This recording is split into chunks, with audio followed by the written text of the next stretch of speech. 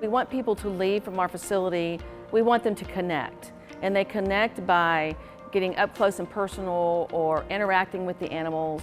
And a lot of times when humans connect with that, they leave with a better understanding of that species. Oh, I didn't know they were endangered. Oh, I didn't know they were threatened. And then they seek out opportunities outside the zoo to give back to their survival or to find ways when they connect. So we're finding that that's really a huge movement in zoos right now, is to add that connection feature. And we've done that in many of our exhibits. As you know, Stingray Bay, you can touch the stingrays. Giraffe Encounter, you can feed and interact with the giraffe. We have the petting zoo in Parakeet Cove. You know, we want everyone to learn and explore, play, and leave with the message of how can they do better in their homes, either by, you know, conservation message, maybe they go home and they recycle, or they find that we have, you know, oh, elephants are endangered, how can I help? What can I do? You know, everybody can take a role personally to start to help that message. We are an enterprise fund with the City of Montgomery. And what that means is we take all of our earned revenue from admission, all of our ticket sales from your rides, and all of that collectively, and that offsets what our budget is. And then another component of our funding is the Montgomery Area Zoological Society, which is our zoological board. They are a fundraising board for the zoo. That's their main goal. So they go out into the community, raise funds through one big event, Zoobilation is really, but they also collect funds, year-end giving, anything like that. So they collect those funds, earmark those for our capital improvements in the zoo.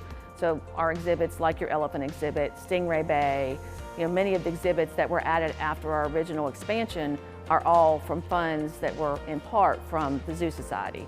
The biggest fundraising campaign that we're doing right now is we're raising funds for our reptile facility. You know, a lot of people say, well, I don't like reptiles. Well, but a lot of people do, and they serve a purpose, and our goal is to educate people, to educate them on the importance of reptiles, what they mean to our society, why you don't want to go out there and every time you see one, get rid of it. They have a purpose in the ecosystem.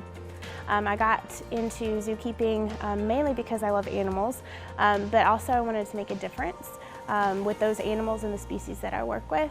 So educating the public about their conservation status and letting them know that these animals do have an inherent value on the earth is very important, and that's the reason that we have them here at the zoo. So we get to educate the public about different aspects of the animals' lives and their natural history and their natural behaviors, but also the most common question that we get is what is their name? So we get to let them know that, hey, these animals have names, these are our babies, we love them just like you would your child. So a lot of times the animals that you are seeing in the zoos are vulnerable or endangered or threatened, which means that there's not as many in the wild as there are in captivity in zoological facilities.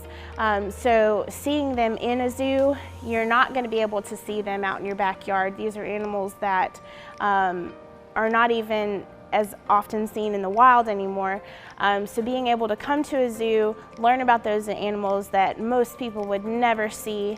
Every day is an adventure at the zoo. We do lots of education programs here at the zoo, dino digs and things like that are a lot of fun to watch the kids have a great time with, and not realize that they're learning. You know, they leave here learning something, but they didn't realize it, and that's always the best part. We had a board member that brought Culture City to our attention, and so we partnered with them.